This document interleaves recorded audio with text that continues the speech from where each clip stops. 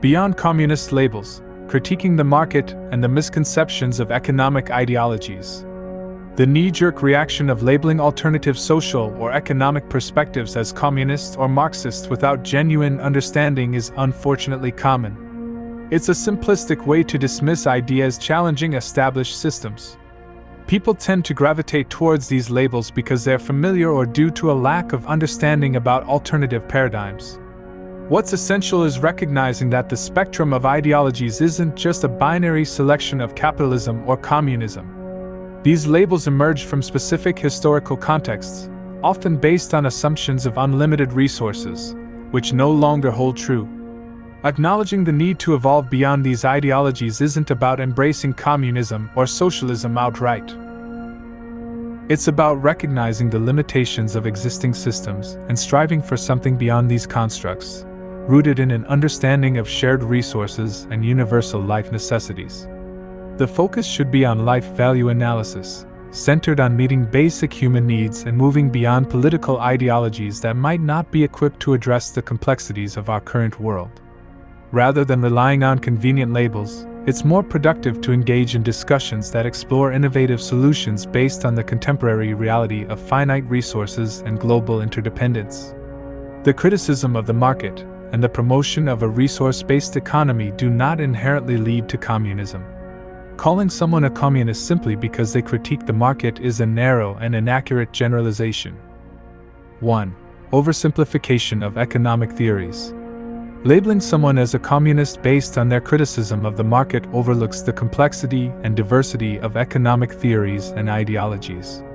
There is a wide spectrum of economic perspectives between pure capitalism and communism, with various hybrid models and schools of thought. 2. Misinterpretation of a resource-based economy. A resource-based economy does not necessarily equate to communism. A resource-based economy focuses on the sustainable use of resources, emphasizing the value of natural capital and prioritizing the well-being of the environment. This is not exclusive to communist ideology. 3. Conflation of economic and political beliefs. Criticizing market inefficiencies, promoting environmental stewardship, or advocating for equitable resource distribution does not automatically align with communist political ideals. Economic views and political ideologies are distinct domains. 4. Lack of consideration for context. The assumption that market criticism is inherently communist fails to acknowledge the context and motivations behind such critiques. Individuals may criticize market mechanisms due to concerns about social inequality, environmental degradation, or the need for a more sustainable economic system. 5. False dichotomy. Presenting communism and capitalism as the only polar economic options is a false dichotomy. There are numerous economic models and approaches that lie between these two extremes, each with its own unique characteristics and objectives. 6. Over-reliance on historical stereotypes. The association of market criticism with communism often relies on outdated stereotypes and historical events. These stereotypes fail to recognize the evolution of economic thought and diverse economic perspectives that exist today. 7. Disregard for individual liberty. True communism, as traditionally defined, involves centralized control and suppression of individual rights and freedoms.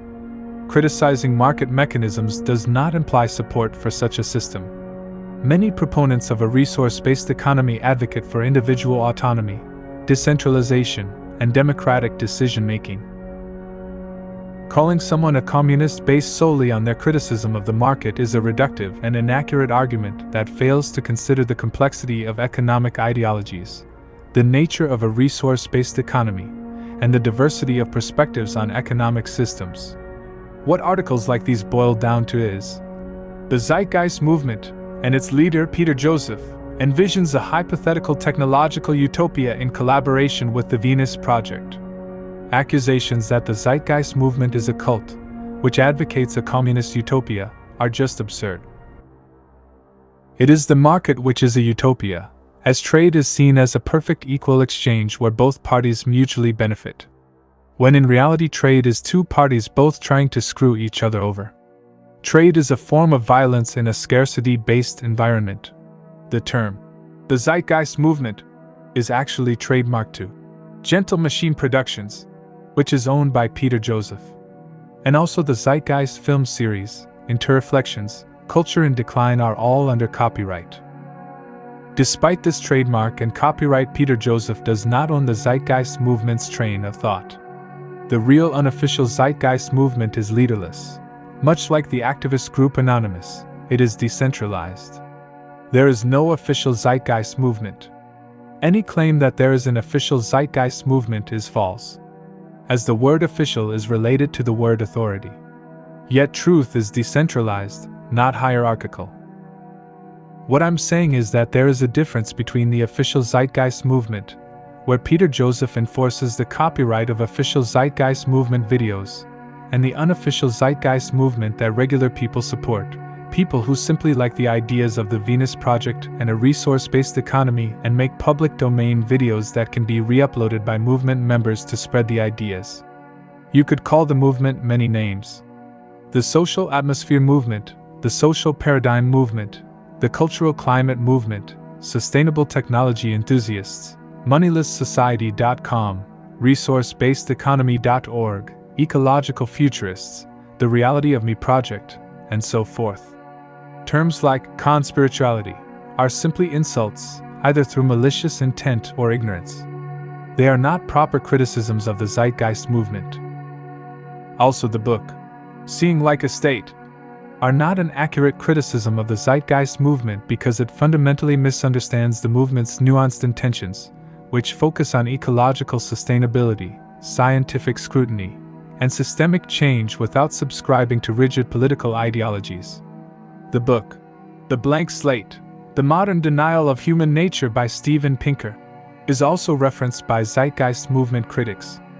However, Pinker's argument in this Blank Slate book constructs a compelling case that human behavior is influenced by both innate biological factors, meaning genes, and environmental experiences, which is the position of this film. So much for debunking the Zeitgeist movement. Zeitgeist critics like Stefan Molyneux have highly reductionist views of the Zeitgeist movement, saying the Zeitgeist movement is Marxism with robots, whatever that is meant to mean.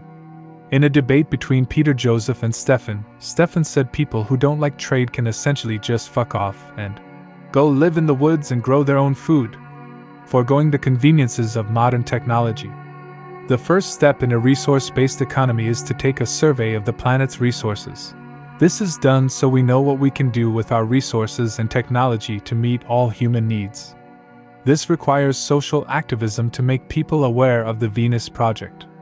If a group of people went off into the woods and attempted to start a resource-based economy while the market is still going, it is inevitable that those who advocate the market would shut down such a project, as the market religion is based on aggression, domination, and authoritarianism.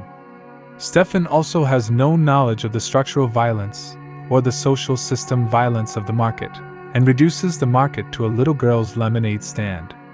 He doesn't understand that a little girl's lemonade stand will make a monetary profit from someone's addiction to sugar, which is immoral. The idea of a little girl's lemonade stand is really market cult indoctrination towards children. Articles like these will say this film is biased, misleading, propaganda without actually providing counter-evidence. Zeitgeist movement critics always have weak and often slanderous arguments against the movement.